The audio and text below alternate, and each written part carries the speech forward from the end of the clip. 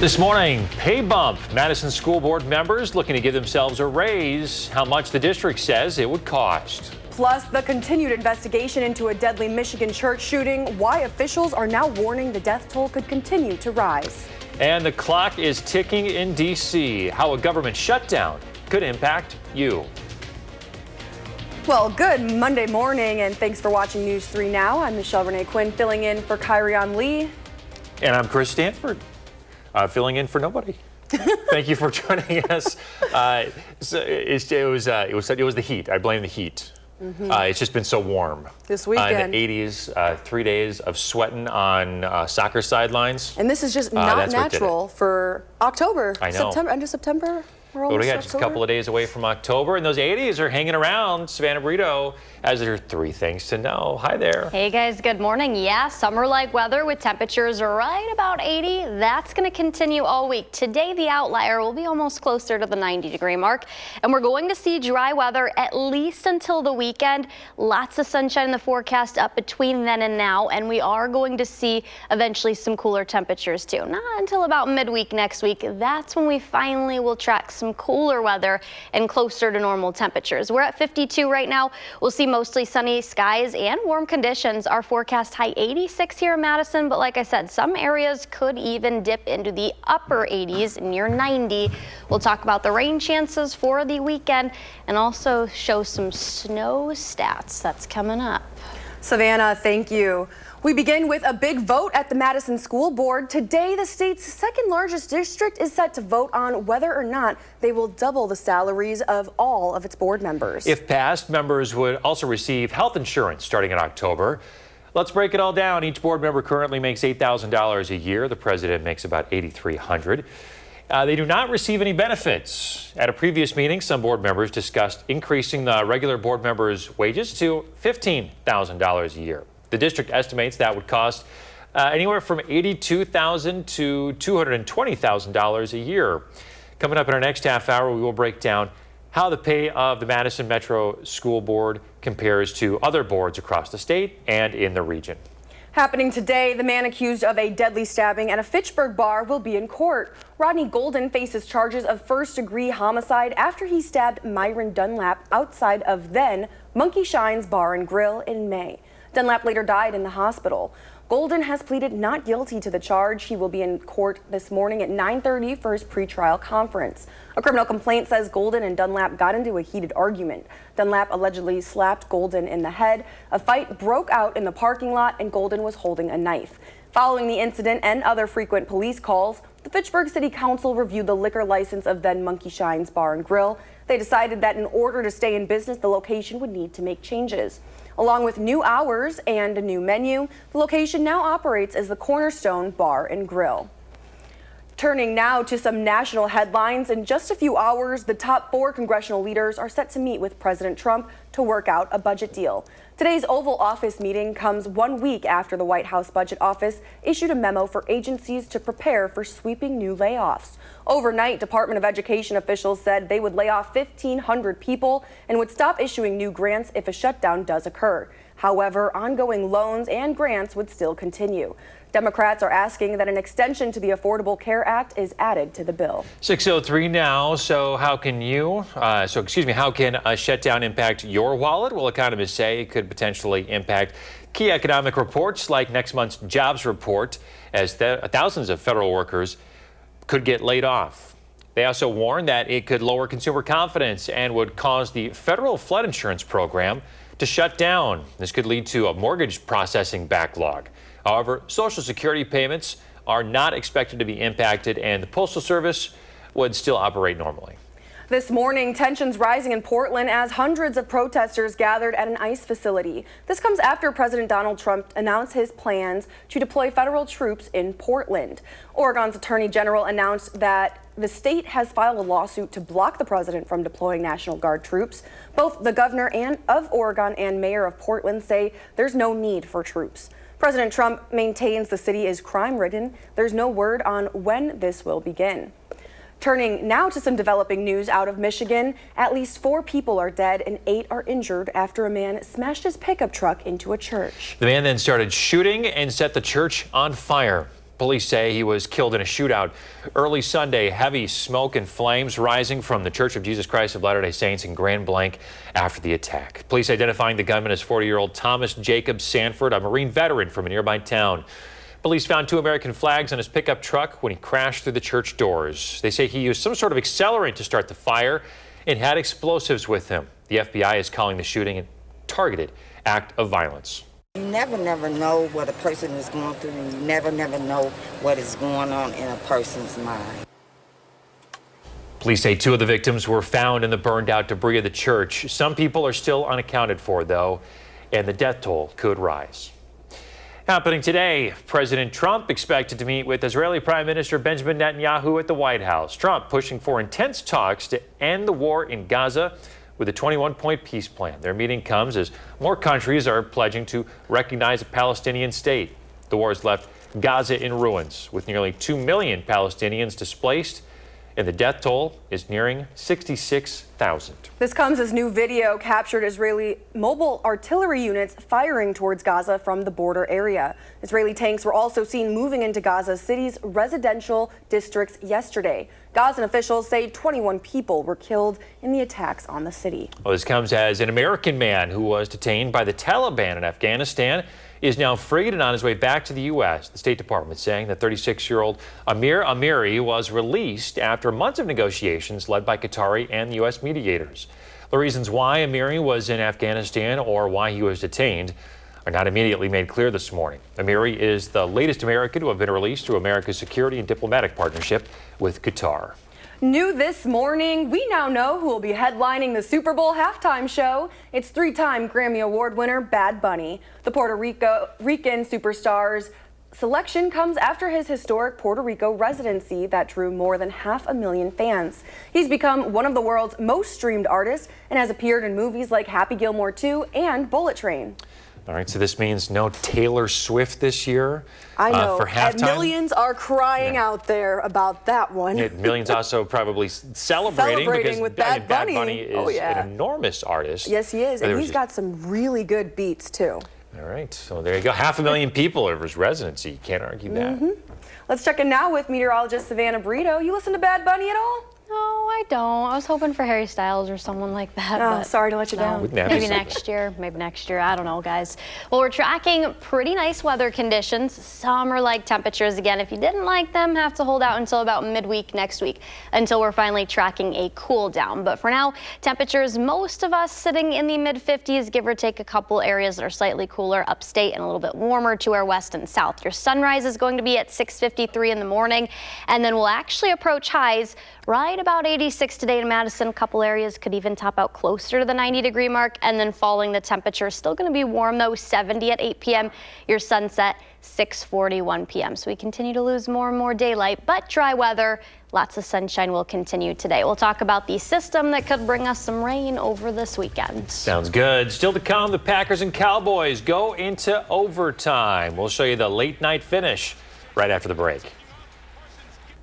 And we're in the final week of our Coats for Kids campaign. Ahead, News 3 Now's Josh Sprider is live at Clinky Cleaners, showcasing how you can help provide much-needed winter gear to students.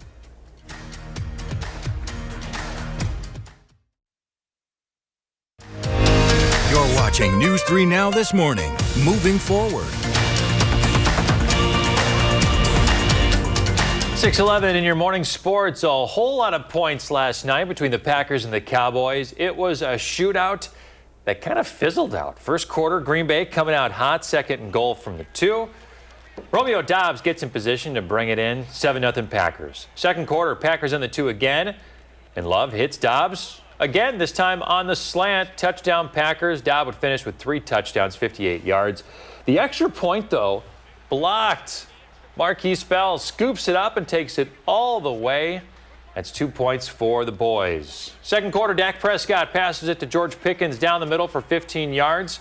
16-13, Packers at the half. And after a bunch of back and forth in the second half, Packers down 3. Brandon Cambanis, 53 yards as time expires to put it 37-37 and go into overtime. And big-time players make big-time plays. Micah Parsons coming up with the stop to keep Dak Prescott out of the end zone.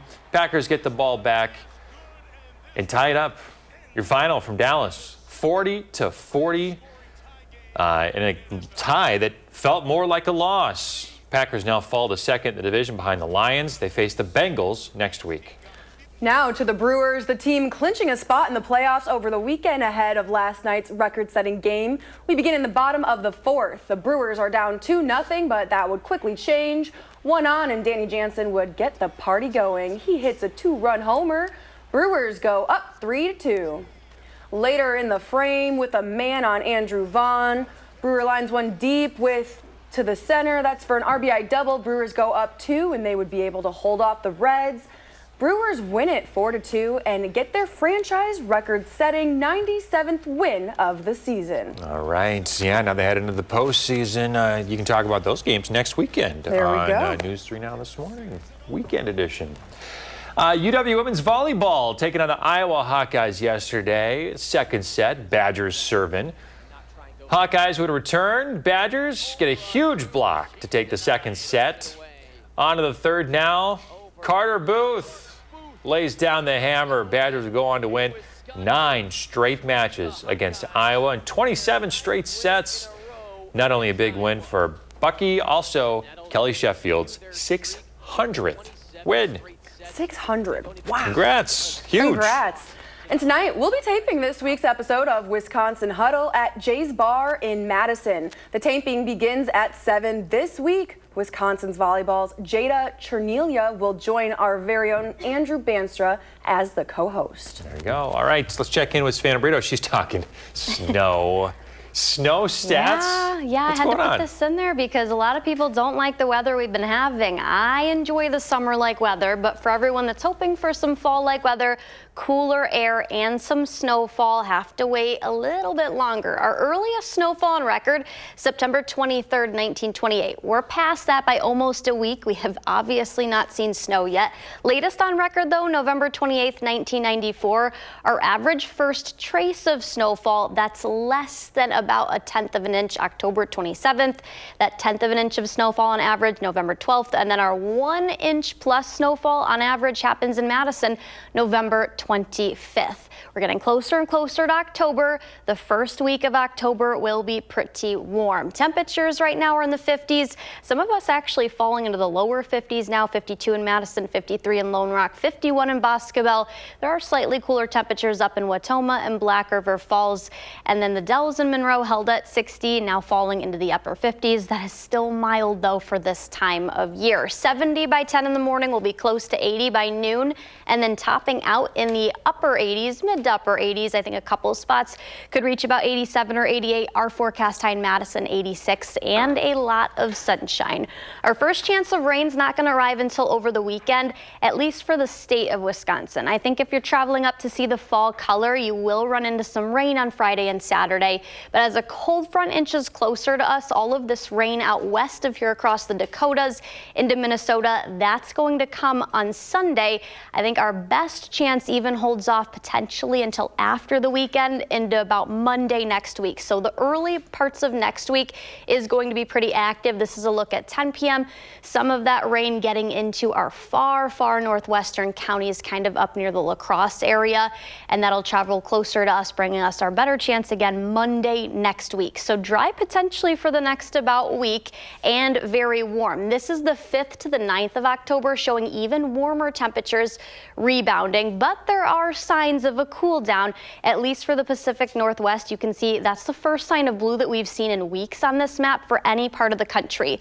So what goes up must come down. I do think eventually we get back to some cooler weather, but again, you have to wait until about midweek next week. We've got plenty of 80s up until then, even into the weekend, and then 65 by next Wednesday. Savannah, thank you. In the 608, it's the final push for our Coats for Kids drive this week.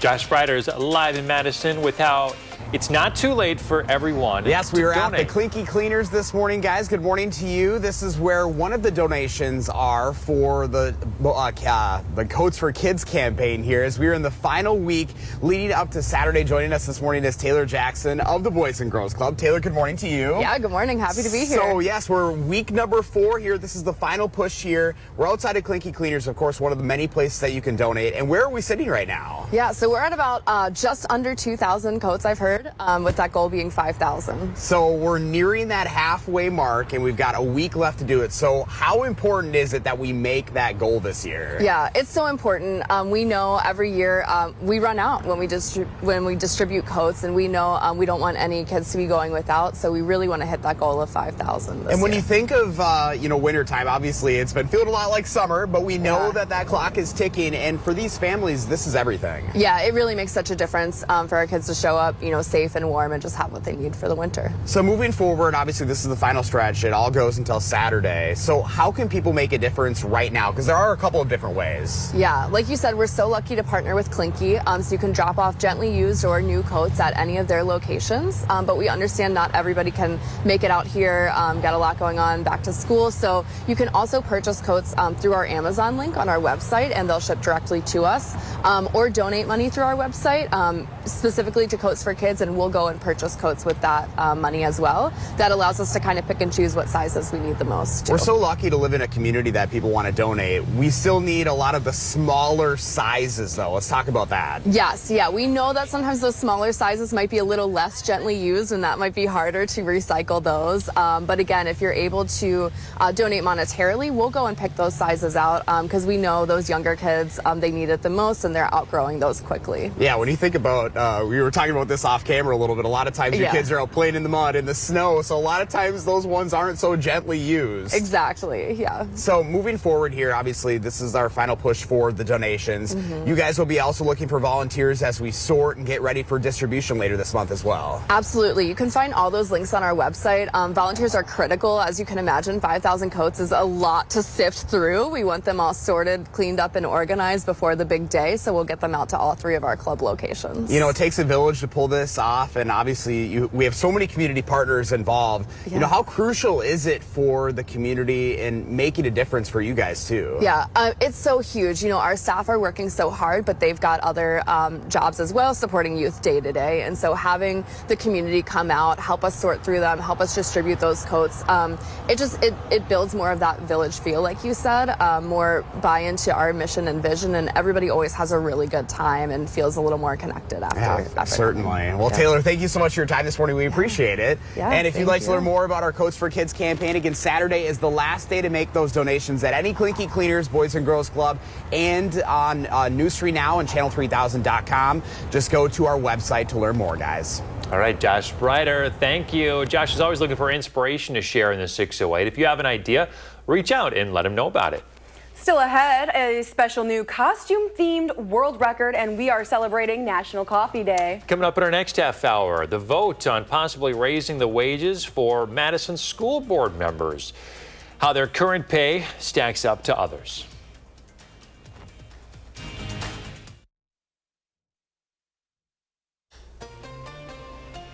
Well, welcome back. Look at this stunning picture. Kevin emailed this to me over the weekend. 2 cranes and that beautiful sunrise. Check it out. How do you capture something like that? I know, Kevin's photos are always amazing. Thank you for sending that. Continue to send those in. Hashtag MyNews3Morning, and we'll show them every day. All right, taking a look at what's trending this morning. Several hundred film enthusiasts getting together to set a new world record for the largest assembly of people dressed as film characters. Take a look. London's Old Royal Observatory, full of people dressed as characters from Star Wars, James Bond, Batman, and Indiana Jones, and some of the other iconic franchises. It's set to mark the 100th anniversary of the historic Elstree Film Studio. Now get this, a record-setting 874 people took part and dressed up. Okay, I'll toss this question out again. You've had an hour to think about it. Yeah. If you were to show up at something like this, what character would you dress up as? I would be Shuri from Black Panther. Nice. That was, yes, she is.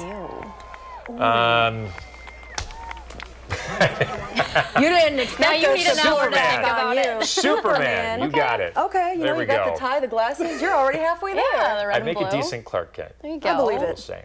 Free beard. Very Free special Monday morning because it is National Coffee Day. To help celebrate, there are a lot of deals out there, so let's break down where you can get some coffee today. Dunkin' is offering a free medium hot or iced coffee when you purchase anything else, and you have to be one of their rewards members to get that.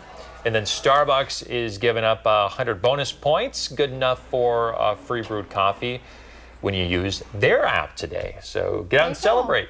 Get out and celebrate. And if you do go to Starbucks, you should definitely try that pumpkin chai iced latte. It's delicious. I've had it. I love that you love it. Thank you. Sounds like a lot. One or the other. Was it good? It was delicious. And I'm not a Starbucks girl, so. Yeah, I was gonna say, you usually go to Dunkin'. All right, we'll be right back.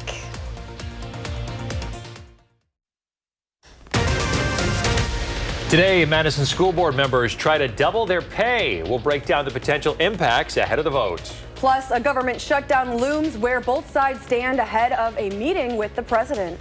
And a dramatic finish in Dallas. Packers-Cowboys in a late-night, high-scoring shootout. Good morning, everybody. Happy Monday. Thanks for tuning in to News 3 Now this morning. I'm Chris Stanford. And I'm Michelle Renee Quinn, filling in for Kyrion Lee. All right, let's get to the forecast. We're talking warm temperatures. Yes, we are. As October is just a couple days away. You can't be in a bad mood with the temperatures we had over the weekend. It was beautiful, very summer-like. Friday, 81. We had 84 Saturday. We were close to the record, but I expected that to not be broken. That's what happened. Sunday, 80, and we've still got plenty of 80s in the forecast this week. Right now, we're in the 50s, but we'll see quickly rising temperatures through the day. 70 by 10 in the morning, close to 80 at the lunchtime hour, topping out in the mid-80s. There might be a couple of spots given the right amount of sunshine and daytime heating that reach the upper 80s. Mostly to partly sunny skies all day long. We'll slowly see clouds increase through the week though, and that could bring us our first rain chance. We'll talk about when coming up. Thanks, Savannah. I'm loving the sunshine. We'll check in shortly. We do start with that showdown in Dallas. The Packers and Cowboys put up a lot of points and a lot of big plays. Packers trying to prove they're a serious Super Bowl contender after an embarrassing loss to Cleveland. First quarter, Green Bay coming out hot. Second and goal from the 2. Romeo Doubs gets in position and brings it in for the score, 7-0 Packers. Second quarter now, Packers on the 2 again, and Love hits Doubs again, this time on the slant. Touchdown Green Bay. Doubs finished with 3 touchdowns on the night. But then the extra point is blocked. Marquise Bell scoops it up and takes it all the way the other way. 2 points for Dallas. End of the second quarter, Dak Prescott to George Pickens up the middle for 15 yards. And the score, 16-13 Green Bay at the half. And after a bunch of back and forth in the second half, Packers down 3. Brandon McManus drills the 53-yarder as time expires to send it to overtime. And in OT, Dallas threatening, but Micah Parsons comes up huge to save the score. Packers get the ball back, and McManus would hit the field goal to tie it as time expires.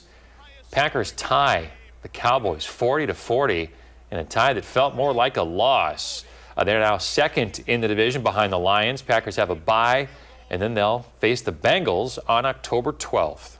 New this morning, we now know who will be headlining the Super Bowl halftime show. It's the 3-time Grammy Award winner Bad Bunny. The Puerto Rican superstar selection comes after his historic Puerto Rico residency that drew more than 500,000 fans. He's become one of the world's most streamed artists and has appeared in movies like Happy Gilmore 2 and Bullet Train. Happening today, the Madison School Board set to vote on doubling board members' pay. Madison has the second largest school district in the state. Board members make $8,000 and the president makes $8,300. The school board wants to raise that to $15,000. The board's president says the board can determine their own stipend and it's already included in the budget. This comes after voters' approval of 2 multi-million-dollar referenda last November. In addition to the $15,000 stipend, members would also get health insurance starting in October. The district estimates that would cost between $82,000 and $220,000 a year. The raise would begin next fiscal year. At tonight's meeting, they are expected to introduce a more detailed budget plan. Now let's see how this compares with other school districts in the state. Board members in Milwaukee earn $18,000. In Green Bay, that's $7,500. Kenosha members earn $6,500. Nationally comparable districts show varying levels. St. Paul, Minnesota, pay is $18,000. Des Moines, Iowa, $2,500. And in Ann Arbor, Michigan, the board earns just over $1,500 a year. The school board meets tonight at 6, and there will be opportunity for public comment. 6:33 now. This morning, authorities are investigating a car crash that left a Madison police officer with serious injuries. This morning, a 36-year-old man is in custody in the case, facing several charges. Monona PD says they got a call just before 2 o'clock in the afternoon Saturday about a tow truck driving recklessly. Police found the driver at a BP gas station on East Broadway. The driver then led police on a chase and then hit an MPD car head on down by Lake Wabisa on US 51. The driver then jumped out of the truck and ran from officers. Officers eventually caught up with him and arrested him. They say he was arrested for an outstanding probation and parole warrant. Police say he's been involved with a crash before with a Monona PD squad car. Time is running out to prevent a government shutdown. Top congressional leaders are meeting with President Donald Trump at the White House today to negotiate a budget deal. Congress has until midnight tomorrow night to pass a deal or risk the first government shutdown since December 2018. President Trump is reportedly not optimistic about the talks. Democrats say they won't back down until a spending bill includes more money for health care. However, Republicans are blaming Democrats on the delay and urging them to sign a 7-week spending bill. The ball is in their court. There is a bill sitting at the desk in the Senate right now. We could pick it up today and pass it. We want to find bipartisan common ground to find a spending agreement that avoids a government shutdown and actually meets the needs of the American people in terms of their health, their safety, and their economic well-being. Today's meeting comes as the White House Budget Office has directed agencies to, quote, use this opportunity to prepare for sweeping new layoffs. Turning now to the war in Ukraine, families are picking up the pieces after a major weekend strike left dozens injured. Russia struck multiple cities across Ukraine, including its capital of Kyiv. One Ukrainian official called it a war against civilians. Listen, as a pastor in Kyiv described the attack to reporters. We were sleeping out the second floor with my wife. My kids been on the third floor under the roof.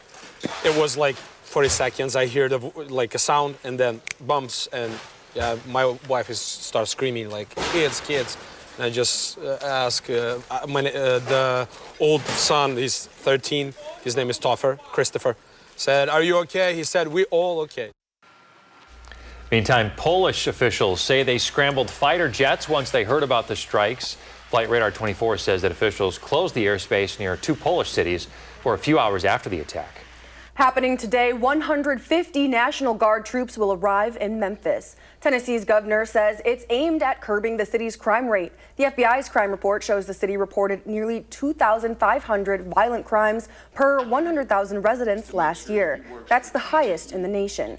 Memphis's mayor says he did not ask for guard in the city. The governor says he coordinates with the president. In the race for New York City Mayor, Eric Adams is dropping his bid for re-election. The announcement sets the stage for a 3-way race now, pitting Democratic frontrunner Zohran Mamdani against former New York Governor Andrew Cuomo and Republican candidate Curtis Sliwa.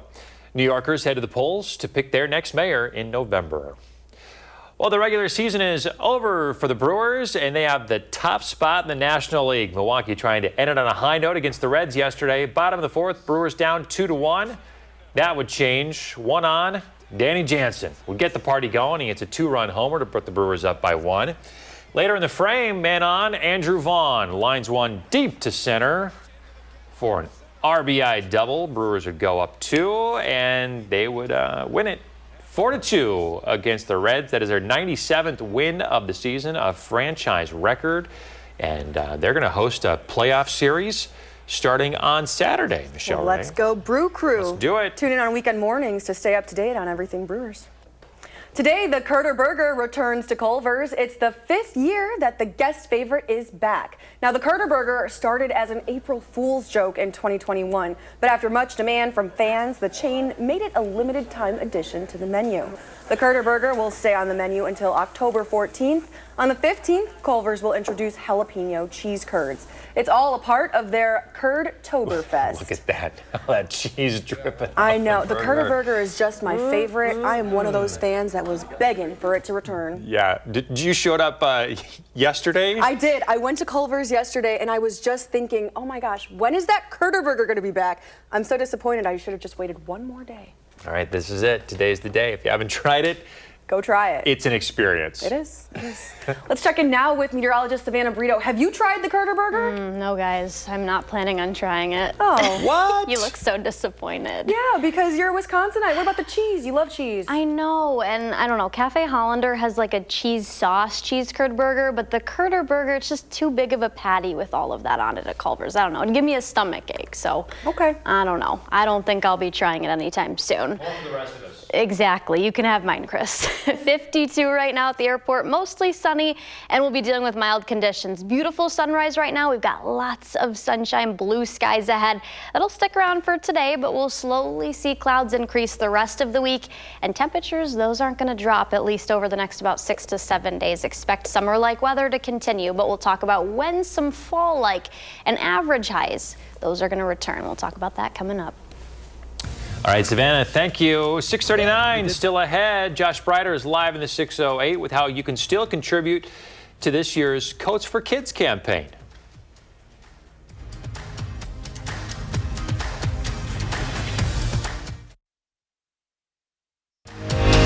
You're watching News 3 Now this morning. Moving forward.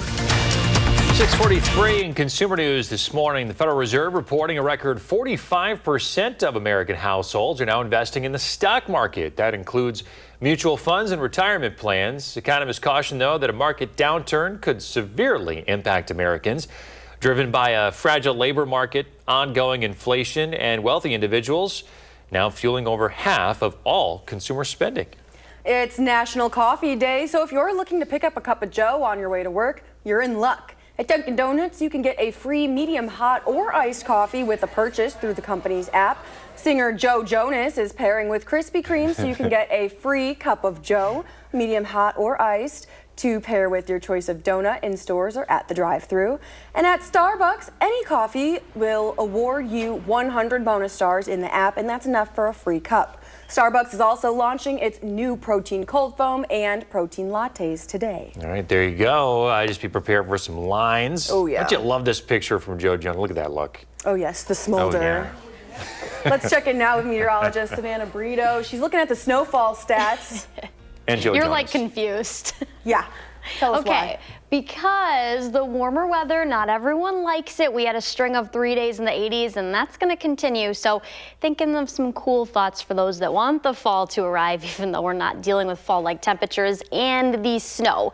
And this is close to where we are right now. Today's September 29th. Our earliest snowfall on record in Madison happened September 23rd back in 1928. So we're already over the hump. We did not have snow last week. Our latest on record, November 28th, 1994. Our average first trace of snowfall happens on October 27th. Our first 1/10 of an inch of snowfall on average, November 12th, and the first 1 inch plus snowfall, November 25th. And October starts on Wednesday.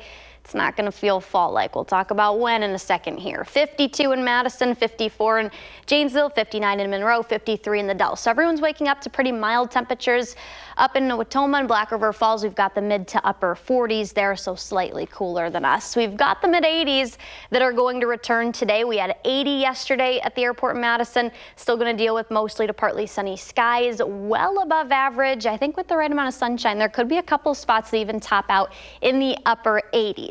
Dry for now, but rain is going to return with a cold front. I think our best chance still could hold off until after the weekend. If you're traveling up north to see the color, though, areas like Minocqua, Rhinelander, Tomahawk will be dealing with some rain, especially over Lake Superior. That's going to be over the weekend, Friday, Saturday. Sunday, this is just one model, but putting some clouds in here across southern Wisconsin. With the cold front, as the high pressure continues to break down further, that inch of inches closer to us, and we could see some showers just to the northwest of here, kind of up near La Crosse, as early as Sunday night. So maybe a dry weekend with the better chances returning Sunday into Monday next week. I do think we'll get back to a little bit of an active pattern then, and warmer temperatures. It'll take us up until then, but there are signs of a cool down. Not for us until about the 8th or 9th, until after that. But look at this stretch of blue for the Pacific Northwest. So there is finally some below normal temperatures that will be west of here. And if our pattern and ridge continues to break down, that could spill further into the United States. So that's the first sign of some cooler weather in the blue on that map that we've seen for quite some time. Late next week, that's when we'll come down. 71 Tuesday, 65 by next Wednesday. So maybe, just maybe, some fall-like weather arriving in about 10 days or so. Looks like it. A little cool down there starting next week. Not you sounding excited for the fall. Yeah, bring it on. I mean, I don't know, I sweat a lot over the weekend. Sit on the sideline, all the soccer games I'm going to. It's just warm, and I'm just ready for that cool down. Okay. Well, let's check in now with Josh Sprider in the 608. It's the final push for our Coats for Kids drive this week. Josh Sprider is live in Madison with how you can help us reach our goal. Hi, Josh. Good morning to you. We're outside of the Clinky Cleaners on Monona Drive, of course, one of our community partners in this campaign. You can donate right here at a Clinky Cleaners or, of course, News 3 Now. And joining us this morning is Taylor Jackson from the Boys and Girls Club, our nonprofit partner. Taylor, good morning to you. Yes, good morning. Thanks for having me. Yes, final week here. We got 6 days left to make a difference here for Coats for Kids. Absolutely. We're so excited. We're so thankful for the community that's shown up already to get us to 2,000 coats, and we're hoping to collect just a few more before this weekend. Yes, our goal of 5,000 remains, and we're 3,000 short right now, so we really need the community to step up this week. Yes, we do, and there's a lot of ways to do that, so we're really lucky to have Clinky Cleaners collecting those jackets, like you said, but you can also go to our website to shop online from the comfort of your home, or donate, and we'll purchase those coats as well. You know, it takes a village to make something like this happen, and of course, the community really steps up year after year for this campaign. Yeah, we're so lucky to have that support, like you said, from the collection, but then there's still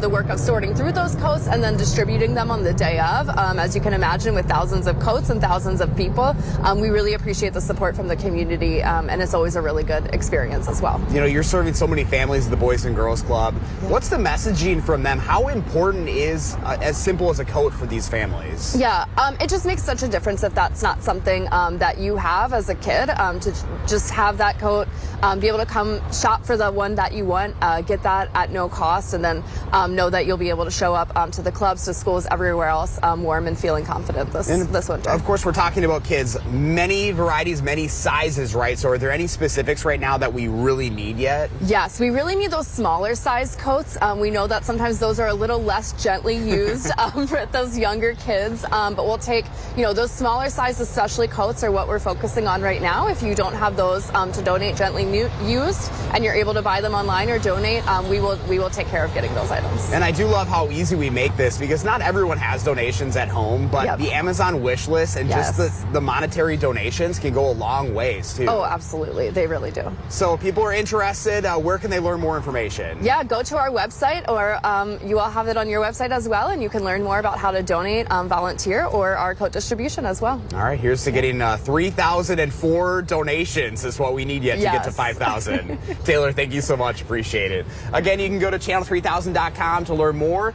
Saturday is the last day, guys. Make those donations. Any Clinky Cleaners or our studios over on Raymond Road in Madison. Let's make a difference and help area families this winter.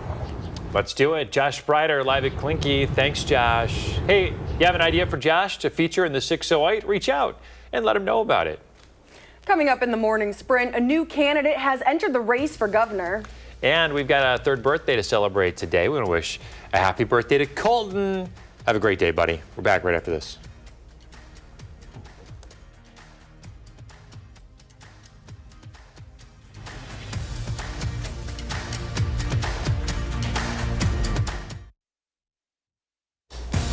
.653, time for the morning sprint. Just into the newsroom, Missy Hughes, the former Democratic State Economic Development Director, has announced her gubernatorial campaign. She spent 6 years leading the Wisconsin Economic Development Corporation. She quit her job just 10 days ago. She enters an already crowded race on the Democratic side. Other candidates includes Lieutenant Governor Sarah Rodriguez, Milwaukee County Executive David Crowley, State Senator Kel DeVoyce, and State Representative Francesca Hong. After a late-night shootout in Dallas, the Packers and Cowboys tie.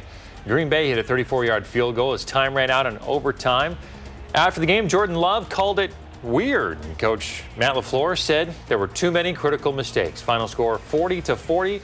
Packers have a bye this week. The Madison School Board is set to vote on doubling board members' pay at tonight's meeting. Board members earn $8,000 annually, with the president making $8,300. They propose a $15,000 stipend. If passed, members will be able to receive health insurance in October. The district estimates that would cost between $82,000 and $220,000 annually. The raise will begin the next fiscal year. A potential government shutdown looming in Washington with a deadline of midnight tomorrow. One analysis warns that each week of a shutdown would cost the U.S. economy $7 billion. Hundreds of thousands of federal workers may face financial hardships without pay, and federal contractors could lose funding, delaying goods and services. Law enforcement is investigating a crash that left a Madison police officer seriously injured. A 36-year-old man is in custody, facing multiple charges after leading police on a chase. The incident began Saturday afternoon with reports of reckless driving. The suspect hit an MPD car head-on near US 51 before fleeing on foot. Police arrested him. They say he has an outstanding probation and parole warrant. New this morning, Grammy Award winner Bad Bunny will headline the Super Bowl. The Puerto Rican superstar selection comes after his historic Puerto Rico residency that drew more than 500,000 fans. He's become one of the world's most streamed artists and has appeared in movies like Happy Gilmore 2 and Bullet Train. Well, if you like fall-like weather, going to have to wait a little bit longer towards the end of that 10-day forecast when we finally start to see cooler temperatures. But, you know, I'm not complaining about the 80s. It was a beautiful weekend. I got out to the lake, ran a little bit, walked a little bit. I did everything to spend as much time outside as I could. It's the perfect weekend for it, and we've got a little bit more time today. This week. And sunshine. So there we go. Can't wait for that cool down, though. I know, Chris. It'll come. Thanks for watching News 3 Now this morning. Coming up next is CBS Mornings. Our next newscast is at noon. We're always streaming on Channel 3000 Plus. Enjoy your Monday.